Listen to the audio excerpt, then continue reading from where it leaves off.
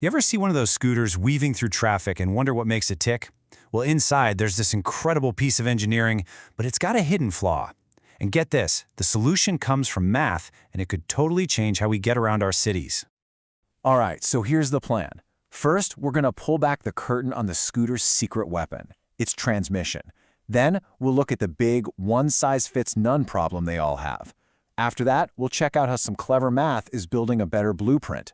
And finally, we'll see what all this means for your future ride. All right, Section 1, let's get into the scooter's secret transmission, the real unsung hero of your city commute. You know, it's so much more than just being able to get past traffic jams. Scooters are like a huge deal for our cities. I mean, think about it. They use way less fuel, they're not just sitting there pumping out fumes in a queue, and you can park them pretty much anywhere. All that adds up to cleaner, less choked up cities for all of us. So what's the magic trick here? It's all on the transmission. It's called a continuously variable transmission, or CVT for short. Now your car has gears, right? First, second, third, clunk, clunk, clunk. A CVT, it's totally different. It doesn't have fixed gears at all. Instead, it can smoothly change through like an infinite number of gear ratios. It's what makes the ride so seamless and crazy efficient. And this is why CVTs are just perfect for scooters. I mean, look at this. It keeps the engine right in its sweet spot, so you're always getting the best possible efficiency. It's fully automatic, so you just twist and go, super easy. Plus, the whole setup is simple, light, and cheap to make. It's just a really elegant solution, you know? Okay, so the CVT sounds amazing, right? But there's a catch. A pretty big one, actually. Hidden in the design process is this flaw that's holding pretty much every scooter back from its true potential. So where does it all go wrong?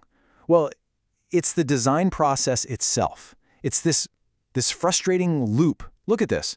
They come up with a design, then they have to physically build a prototype. Then they test it. And if it's not perfect, whoops, back to square one. You can just imagine how much time and money this whole cycle eats up. It's just brutal.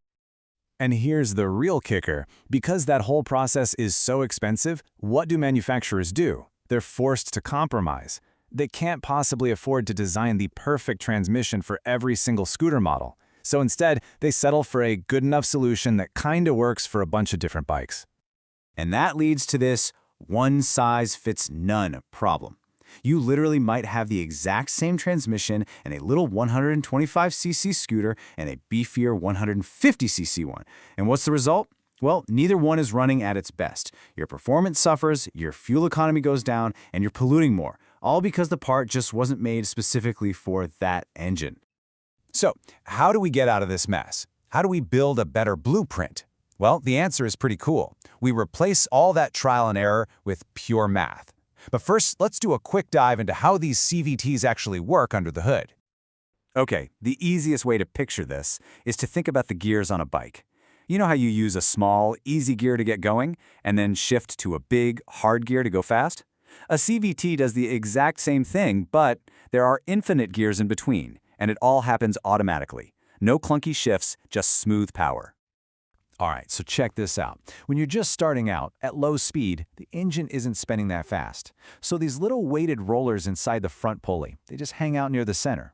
This means the two halves of the pulley are spread apart, and the belt is running around in a tight, small circle. That's your low gear, all torque for getting up to speed.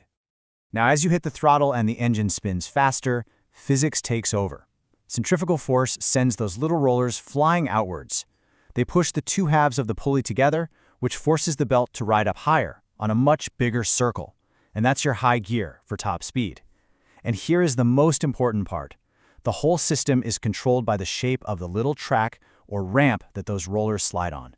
That ramp is everything. So, this is where the big idea comes in.